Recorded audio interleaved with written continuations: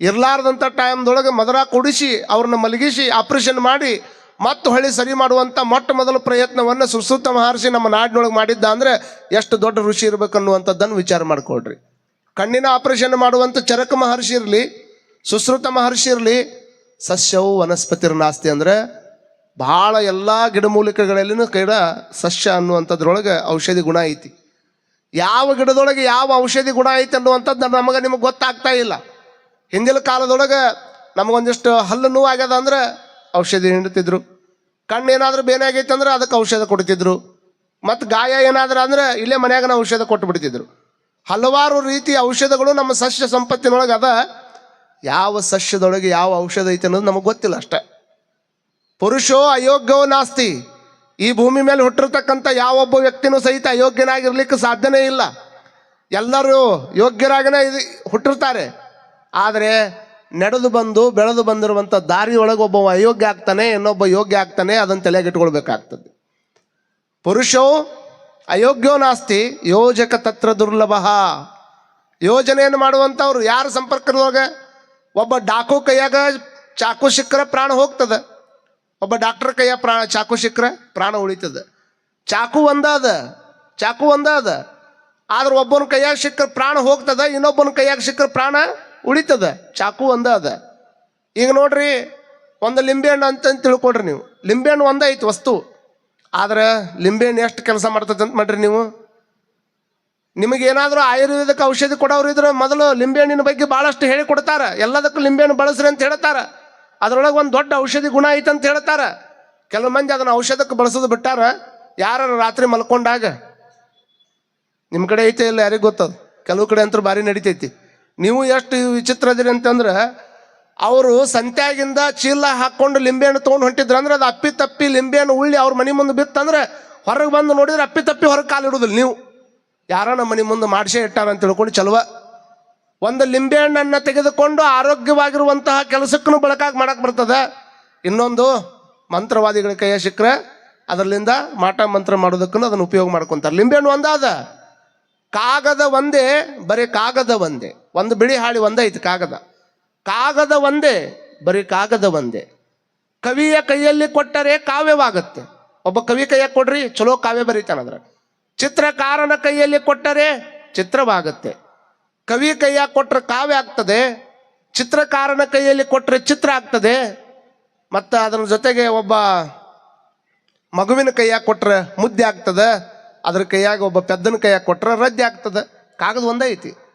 ಚಿತ್ರಕಾರನ ಕೈಯಾಗ ಕೊಟ್ಟರೆ ಬೇರೆ ಆಗ್ತದೆ, ಕವಿ ಕೈಯಾಗ ಕೊಟ್ಟರೆ ಬೇರೆ ಆಗ್ತದೆ, ಸಾಹಿತ್ಯ ಕೈಯಾಗ ಕೊಟ್ಟರೆ ಬೇರೆ ಆಗ್ತದೆ, ಮಗುವಿನ ಕೈಯಾಗ ಕೊಟ್ಟರೆ ಮುದ್ದೆ ಆಗ್ತದೆ, ಏನೂ ತಿಳಿಲಾರ್ದಂಥ ವ್ಯಕ್ತಿ ಕೈಯಾಗ ಕೊಟ್ಟರೆ ಅದು ರದ್ದೆ ಆಗ್ತದೆ. ಕಾಗದ ಒಂದೇ, ಬರೀ ಕಾಗದ ಒಂದೇ.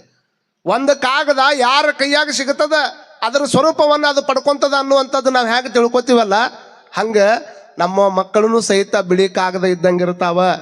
ಅವು ಯಾರ್ಯಾರ ಕೈಯಾಗ ಸಿಗುತ್ತಾವ ಆಯಾ ಸ್ವರೂಪವನ್ನು ಬದಲಿ ಮಾಡ್ಕೊತ ಹೋಗ್ತಾವ ಮಕ್ಕಳ. ಯಾಕಂದ್ರೆ ಯಾವ ಮಕ್ಕಳನ್ನು ಸಹಿತ ಹುಟ್ಟು ಬರಬೇಕಾದ್ರೆ ಕೆಟ್ಟಾಗಿ ಹುಟ್ಟಿ ಬರೋದಿಲ್ಲ. ಅವೆಲ್ಲ ವಿಶ್ವ ಕುಟುಂಬಿಯಾಗಿಯೇ ಹುಟ್ಟಿ ಬರ್ತಾವ. ವಿಶ್ವ ಕುಟುಂಬಿಯಾಗಿಯೇ ವಸುದೈವ ಕುಟುಂಬಕಂ ಅನ್ನುವಂಥದ್ದು ನಮ್ಮ ದೇಶದ ಧ್ಯೇಯ ವಾಕ್ಯ. ಅದು ವಸುದೈವ ಕುಟುಂಬಕ ಅನ್ನುವಂಥದ್ದು ನಮ್ಮ ದೇಶದ ದೊಡ್ಡ ಧ್ಯೇಯ ವಾಕ್ಯ. ಜಗತ್ತಿನೊಳಗಿರ್ತಕ್ಕಂಥ ಎಲ್ಲ ಜನಗಳು ನನ್ನ ಸಹೋದರರು, ನಾವೆಲ್ಲ ಒಂದೇ ಕುಟುಂಬದವರು, ಒಂದ ಮನೆ ಗರಾಣಿ ಒಳಗಿರ್ತಕ್ಕಂಥವ್ರು ಒಂದ ಅಂತ ಹೆಂಗೆ ನಾವು ತಿಳ್ಕೊತೀವಿ, ಇಡೀ ಜಗತ್ತಿನ ಎಲ್ಲ ಜನರು ಒಂದ ಅಂತ ತಿಳ್ಕೊಳ್ಳುವಂಥ ಏಕೈಕ ದೇಶ ಅಂತಂದರೆ ಅದು ನನ್ನ ಭಾರತ ದೇಶ ಅನ್ನುವಂಥದ್ದನ್ನು ನಾವೆಲ್ಲರೂ ತಲೆಯಾಗಿಟ್ಕೊಳ್ಬೇಕಾಗ್ತದೆ. ವಸುದೈವ ಕುಟುಂಬಕಂ, ಎಲ್ಲರೂ ನಾವು ಒಂದೇ ಅನ್ನುವಂಥ ಭಾವದೊಳಗೆ ನಾವೆಲ್ಲರೂ ಬದುಕವರು. ನಾವು ಹೇಗೆ ಸಂಸ್ಕಾರ ಕೊಡ್ತೀವಲ್ಲ ಮಕ್ಕಳಿಗೆ, ಮೊದಲು ನೋಡ್ರಿ ನೀವು, ಇವ್ರು ನಮ್ಮವ್ರು, ಇವ್ರು ನಮ್ಮವರಲ್ಲ. ಯಾರು ಕೊಟ್ಟರು ಸಂಸ್ಕಾರನ? ಇವ್ರು ನಮ್ಮವರು, ಅವ್ರು ನಮ್ಮವರಲ್ಲ ಅಂತ ಕೊಡೋರು ನೀವ. ಇವ್ರು ನಮ್ಮ ಜಾತಿಯವರು, ಅವ್ರು ಆ ಜಾತಿಯವರು ಅಂತ ಕೊಡೋರು ನೀವ. ಇವ್ರು ನಮಗೆ ಆಗೋರು, ಇವ್ರು ನಮಗೆ ಆಗ್ಲಾರ್ದವ್ರು ಅಂತ ಹೇಳೋರು ನೀವ. ಇಷ್ಟ ಬಿಡ್ರಿ ನೀವು.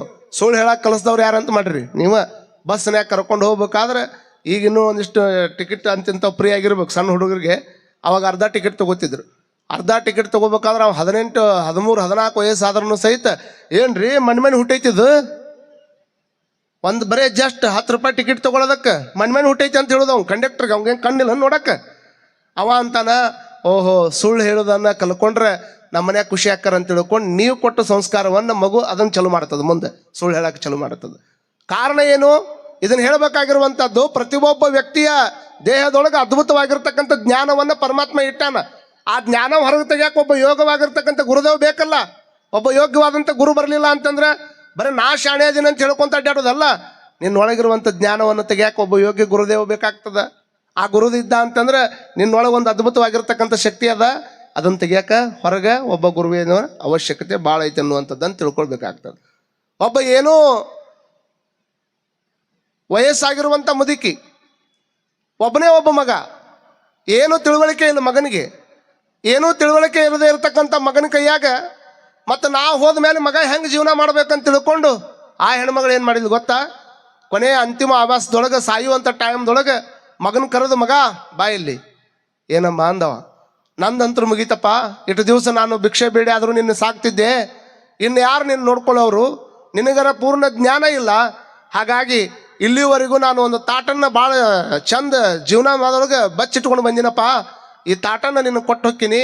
ಆ ತಾಟನ್ನು ಬಳಸ್ಬೇಕಾದ್ರೆ ಒಂದಿಷ್ಟು ವಿಚಾರ ಮಾಡಿ ಬಳಸು ಅಂತ ತಿಳ್ಕೊಂಡು ಒಂದು ತಟ್ಟೆಯನ್ನು ಅವನ ಕೈಯಾಗ ಕೊಟ್ಟು ಪ್ರಾಣ ಬಿಟ್ಟು ಹೋಗ್ಬಿಟ್ಲು.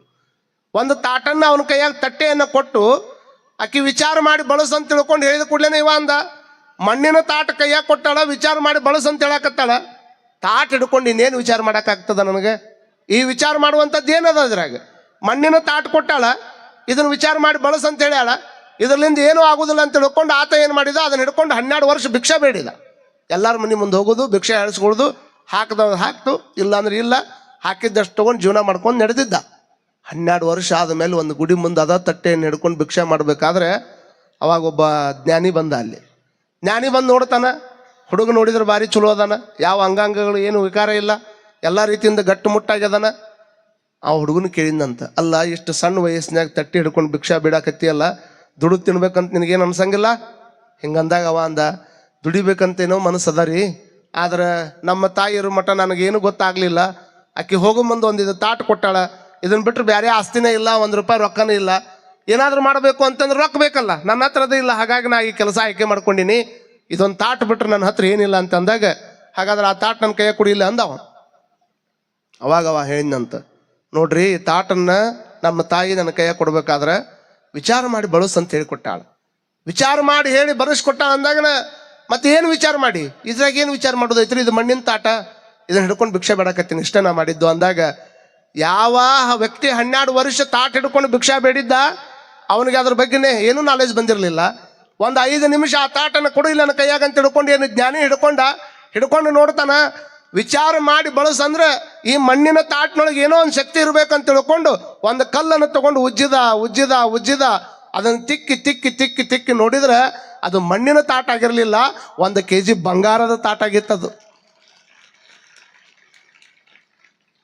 1 kg ಬಂಗಾರದ ತಾಟನ್ನು ಹೊರಗೆ ತೆಗೆದು ಹೇಳ್ತಾನ, ಅಲ್ಲೋ kg ಬಂಗಾರ ಕೈಯಾಗಿ ಇಟ್ಕೊಂಡು ಭಿಕ್ಷಾ ಬೇಡ್ಕೊಂಡು ತಿನ್ನಕತ್ತಿ ಅಲ್ಲೋ, ಇದ್ರ ಬಗ್ಗೆ ಜ್ಞಾನನೇ ಇಲ್ಲಲ್ಲ ನಿನಗೆ. ಅವಾಗವ ಅಂತಾನ, ನಾನು ಅದನ್ನು ನೋಡಲೇ ಇಲ್ಲ ರೀ, ನನಗೆ ಗೊತ್ತಾಗಲೇ ಇಲ್ಲ ರೀ ಅಂತ ತಿಳ್ಕೊಂಡು ಅವು ಹೇಳಿದಂತೆ. ಅವ್ರ ತಾಯಿ ಏನು ವಿಚಾರ ಮಾಡಿದ್ಲು, ಈ ಹುಡುಗನಿಗೆ ಇನ್ನೂ ಕೂಡ ಅಲ್ಪ ಜ್ಞಾನದ, ಬಂಗಾರ ಯಾವುದು ಬೆಳ್ಳಿ ಯಾವುದು ಕಲ್ಲು ಯಾವುದು ಗೊತ್ತಿಲ್ಲ, ಇದನ್ನು ಹಿಂಗೆ ಕೊಯ್ಯಾಕೆ ಕೊಟ್ಟು ಹೋದೆ ಅಂತಂದ್ರೆ ಯಾರಾದ್ರು ಇಸ್ಕೊಂಡಾರ ಅಂತ ತಿಳ್ಕೊಂಡು ಮ್ಯಾಗ ಮಣ್ಣಿನ ಲೇಪನ ಮಾಡಿ ವಿಚಾರ ಮಾಡಿ ಬಳಸಪ್ಪ ಇದನ್ನ ಅಂತ ತಿಳ್ಕೊಂಡು ಕೊಟ್ಟು ಹೋಗಿದ್ಲಕ್ಕೆ ತಾಯಿ. ಆದ್ರೆ ಇವ ಅದನ್ನು ಹಿಡ್ಕೊಂಡು ಏನು ಮಾಡಿದ್ದ ಭಿಕ್ಷಾ ಬೇಡ್ಕೊಂತ ಹೊಂಟಿದ್ದ. ಭಿಕ್ಷಾ ಬೇಡ್ಕೊಂತ ಹೋಗಿ 12 ವರ್ಷ ಆದಮೇಲೆ ಒಬ್ಬ ವ್ಯಕ್ತಿ ಕೈಯಾಗ ಸಿಕ್ಕಾಗ ಅವ ಅದ್ರ ಸ್ವರೂಪವನ್ನು ಹೇಗೆ ಬದಲಿ ಮಾಡಿದ್ನಲ್ಲ, ಹಂಗೆ ಇಲ್ಲಿ ಕುಂತಿರ್ತಕ್ಕಂಥವ್ರು ನಾವೆಲ್ಲ ಪರಮಾತ್ಮ ರೆಡಿ ಮಾಡಿರ್ತಕ್ಕಂಥ ಕಿಮ್ಮತ್ತಿನ ಬಂಗಾರದ ತಾಟಗಳು ನಾವು ಇಲ್ಲಿ ಕುಂತವ್ರು.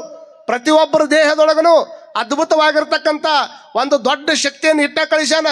ಎಷ್ಟು ದೊಡ್ಡ ಶಕ್ತಿ ಇಟ್ಟಾನಂತೀರ ನೀವು? ಇದನ್ನು ಹೊರಗೆ ನಿನ್ನೊಳಗಿಂತ ಒಂದು ದೊಡ್ಡ ಶಕ್ತಿ ಐತೆ ಅಂತ ಹೇಳಿ ಕೊಡಾಕೊಬ್ಬರು ಬೇಕಲ್ಲ, ಅದನ್ನು ತೆಗಿಯಾಕೊಬ್ಬರು ಬೇಕಲ್ಲ. ಅದನ್ನು ತಂದೆ ಆದರೂ ತೆಗಿಬೋದು, ತಾಯಿ ಆದರೂ ತೆಗಿಬೋದು, ಒಬ್ಬ ಯೋಗ್ಯ ಗುರು ಆದರೂ ತೆಗಿಬೋದು. ಇವರೆಲ್ಲ ಮಾಡಿದ್ರೆ ಮಾತ್ರ ನನ್ನೊಳಗಿರತಕ್ಕಂಥ ಒಂದು ದೊಡ್ಡ ಶಕ್ತಿಯನ್ನು ಹೊರಗೆ ತೆಗಿಯೋಕ್ಕಾಕೈತೆ ಅನ್ನುವಂಥದ್ದನ್ನು ನಾವೆಲ್ಲರೂ ತಲೆಯಾಗಿಟ್ಕೊಳ್ಬೇಕಾಗ್ತದೆ. ಕಾರಣ ಏನು ಅಂತಂದರೆ, ಯಾವುದೇ ಒಬ್ಬ ವ್ಯಕ್ತಿಗೆ, ಸಣ್ಣ ಮಗುವಿಗೆ ಒಂದು ಮಾರ್ಗದರ್ಶನ ಅನ್ನುವಂಥದ್ದು ಭಾಳಷ್ಟು ಬೇಕಾಗ್ತದೆ. ಇವತ್ತು ಭಾಳಷ್ಟು ಮಕ್ಕಳನ್ನು ನಾವು ನೋಡ್ತೀವಿ. ಇವತ್ತು ಭಾಳಷ್ಟು ಮಂದಿ ತಂದೆ ತಾಯಿಗಳು ಏನು ಮಾಡಕತ್ತಾರಂದ್ರೆ, ನಮ್ಮ ಹುಡುಗರು ಏನಾಗ್ಬೇಕಂದ್ರೆ ಅವು ಭತ್ತವನ್ನು ತುಂಬುವಂಥ ಚೀಲ ಆಗ್ಬೇಕಂತ ವಿಚಾರ ಮಾಡಕತ್ತಾರ. ಭತ್ತವನ್ನು ತುಂಬುವಂಥ ಚೀಲ ಆದ್ರೆ ಏನು ಉಪಯೋಗ ಇಲ್ಲ ನಾಡಿನೊಳಗೆ. ಆದ್ರೆ ಭತ್ತ ಬೆಳೆಯುವಂಥ ಗದ್ದೆಯನ್ನಾಗಿ ನಿರ್ಮಾಣ ಮಾಡಬೇಕಾಗ್ಯದ ನಮ್ಮೆಲ್ಲರ ಮಕ್ಕಳನ್ನು ಅನ್ನುವಂಥದ್ದನ್ನು ತಾವು ತಲೆಯಾಗಿಟ್ಕೊಳ್ಬೇಕಾಗ್ತದೆ. ಭತ್ತ ತುಂಬಿ ಇಡಕ್ಕೆ ಚೀಲ ತಗೊಂಡ್ರೆ ಏನು ಮಾಡೋದು? ಅದರೊಳಗೆ ಬರೀ ತುಂಬದಪ್ಪ, ಹಂಗೆ ಹಾಕೋದ. ಎಲ್ಲ ಬರೀ ಶಿಕ್ಷಣ. ನಮ್ಮ ಜನ ಎಷ್ಟು ಮಂದಿಗಿದೆ ಮುಂಜಾನೆ ಹೇಳ್ತೆ ನೋಡ್ಬೇಕು, ನಮ್ಮ ತಾಯಂದ್ರು ಏನು ಅದನ್ನ ಕಲಿ ಇದನ್ನ ಕಲಿ, ಅವ್ರು ಆಟ ಆಡಕ್ಕೆ ಬಿಡಂಗಿಲ್ಲ, ಮತ್ತೊಂದು ಬಿಡಂಗಿಲ್ಲ. ಬರೀ ಅಲ್ಲಿಂದ ಬಂದು ಕೂಡಲೇ ಟ್ಯೂಷನ್ಗೆ ಹೋಗು, ಟ್ಯೂಷನ್ನಿಂದ ಬಂದು ಕೂಡಲೇ ಮತ್ತೆ ಓದು, ಮತ್ತೆ ಓದಿದ ಕೂಡಲೇ ಮುಂಜಾನೆ ಸಾಲಿಗೆ ಹೋಗು. ಬರೀ ಅಂಕ ಬೇಕು ಅಂತ ತಿಳ್ಕೊಂಡು ಮಾರ್ಕಾಸ್ ಸಂಬಂಧ ನಾವು ಬೆನ್ನು ಹತ್ತೀವಿ ಅಷ್ಟೇ. ಮಾರ್ಕಾಸಿಗಾಗಿ ವಿದ್ಯೆ ಕಲಿಸುವಂಥದ್ದು ವಿದ್ಯೆ ಅಲ್ಲ, ನೈತಿಕತೆಯನ್ನು ಕಲಿಸುವಂಥದ್ದು ವಿದ್ಯೆ, ಸಂಸ್ಕಾರವನ್ನು ಕಲಿಸುವಂಥದ್ದು ವಿದ್ಯೆ. ಎಷ್ಟು ಕಲಿತೀನಿ ಅನ್ನುವಂಥದ್ದು ಮುಖ್ಯ ಅಲ್ಲ, ನಾವು ಎಷ್ಟು ಬೆಳಕುವಂಥ ಸಂಸ್ಕಾರಯುತವಾಗಿರ್ತಕ್ಕಂಥ ಜೀವನವನ್ನು ನಡೆಸ್ತೀವಿ ಅನ್ನುವಂಥದ್ದು ಭಾಳ ಮುಖ್ಯ. ಹಾಗಾಗಿ ಇವತ್ತಿನ ದಿನಮಾನದಲ್ಲಿ ನಾವೆಲ್ಲ ತಿಳ್ಕೊಳ್ಬೇಕು, ತಂದೆ ತಾಯಿಗಳಾಗಿರ್ತಕ್ಕಂಥವ್ರು ಸಂಸ್ಕಾರವನ್ನು ಕೊಡಬೇಕಾದ್ರೆ ಭಾಳ ಎಚ್ಚರದಿಂದ ಕೊಡಬೇಕು. ಎಂಥ ಮಕ್ಕಳಿಗೆ ಹೆಂಗೆ ಸಂಸ್ಕಾರ ಕೊಡಬೇಕು ಅಂತಂದ್ರೆ, ಈ ಕಿನಾಲ ದಂಡಿ ಒಳಗೆ ಅಪ್ಪ ಅವ್ವ ಮಗ ಕೂಡೆ ಹೊಂಟಿದ್ರಂತ. ಕಿನಾಲ ದಂಡಿ ಮೇಲೆ ಹೊಂಟಾರ, ಸಿಕ್ಕಾಪಟ್ಟಿ ನೀರು ಬಿಟ್ಟಾರ ಕಿನಾಲ್ನ್ಯಾಗ ಹಿಂಗೆ ನೀರು ಬಿಡುವಂಥ ಟೈಮ್ದೊಳಗೆ ಇನ್ನೇನು ಹೋಗ್ಬೇಕು ಅನ್ನೋದ್ರಾಗ ಈ ಹುಡುಗರು ಏನು ಮಾಡ್ತಾವ, ಒಂದು ಕೈಯಾಗ ಚಾಕ್ಲೇಟ್ ಹಿಡ್ಕೊಂಡು ಹೊಂಟಿತ್ತು, ಇನ್ನೊಂದು ಕೈಯಾಗ ಹಣ್ಣು ಹಿಡ್ಕೊಂಡು ಹೊಂಟಿತ್ತಿದ್ದು. ಆ ಕಡೆ ಒಮ್ಮೆ ಈ ಕಡೆ ಒಮ್ಮೆ ಮಾಡೋದ್ರಾಗನ ಇವನ ಕೈಯಾಗಿನ ಬಾಳೆಹಣ್ಣು ಹೋಗಿ ನೀರಾಗಿ ಬಿತ್ತು. ಎಲ್ಲೇ ಕಿನಾಲದೊಳಗೆ ನೀರಾಗಿ ಬಿದ್ದ ಕೂಡಲೇ ಹುಡುಗ ಓಡಿ ಹೋಗಿ ಹಣ್ಣು ತೊಗೊಳಕಂತ ಹೊಂಟಾಗ ಅವರ ಒಂದು ಸಣ್ಣ ಸಂಸ್ಕಾರ ಕೊಟ್ಟು ನೋಡ್ರಿ, ಏ ತಮ್ಮ ಅಲ್ಯಾಕೆ ಹೊಂಟಿ ಅಂದ್ಲಿಕ್ಕೆ, ಮಮ್ಮಿ ಅದರೊಳಗೆ ನನ್ನ ಹಣ್ಣು ಬಿದ್ದೈತಿ ತೊಗೊಂಬರ್ತೀನಿ ಅಂತ. ಅವಾಗ ಅವ್ರ ತಾಯಿ ಹೇಳಿಬಿಡ್ಬೇಕಾಗಿತ್ತು. ಆದ್ರಕ್ಕೆ ಏನು ಹೇಳಿದ್ಲು, ಅದಕ್ಕೆ ಅಕ್ಕಟ್ಟು ಚಿಂತೆ ಮಾಡ್ತಿದ್ದಿ, ಹರಿ ನೀರಾಗ ನೀ ಇಳಿದು ನೀ ಏನು ಮಾಡವದಿ, ಇದ ನೀರ ನಾಳೆ ನಮ್ಮ ಮನೆ ನಳ್ಳಿ ಒಳಗೆ ಬರ್ತೈತಿ, ಇದ ನೀರ ನಾಳೆ ನಮ್ಮ ಮನೆ ಒಳಗೆ ನಲ್ಲಿ ಒಳಗೆ ಬರ್ತೈತಿ, ಇದ ನೀರ ಬಿಡ್ತಾರೆ ನಮ್ಮ ಮನೆಗೆ, ಆ ನೀರು ಬರ್ತೈತಿಲ್ಲ ಅದ್ರಾಗ ನೀನು ಬಾಳೆಹಣ್ಣು ಬರ್ತೈತಿ, ತಲೆ ಕೆಡಿಸ್ಕೊಬೇಡ ಅಂದ್ಲಾಕಿ. ಇಷ್ಟು ಹೇಳಿದ್ಲು, ಅದು ಹುಡುಗ ಅಟ್ಟ ತಲೆ ಹಿಡ್ಕೊಂಡು ಕೂತಿತ್ತು. ಅದು ಇದ ನೀರ ನಮ್ಮ ಮನೆ ಮಟ್ಟ ಬರ್ತೈತಿ, ಆ ನೀರ್ನಾಗ ನನ್ನ ಬಾಳೆಹಣ್ಣು ಬರ್ತೈತಿ, ಅದು ಮನ್ಯಾಗ ತೊಗೊಂಡ್ರೆ ಆತಾಳ ಅಂತ ತಿಳ್ಕೊಂಡು ಆರಾಮ ಹೊಳ್ಳಿ ಬರಾಕತ್ತಿದ್ರು. ಅವರಪ್ಪ ನೀರು ಕುಡಿಯಾಕಂತ ತಿಳ್ಕೊಂಡು ಕೆನಾಲ್ನಾಗ ಇಡ್ದಾನ.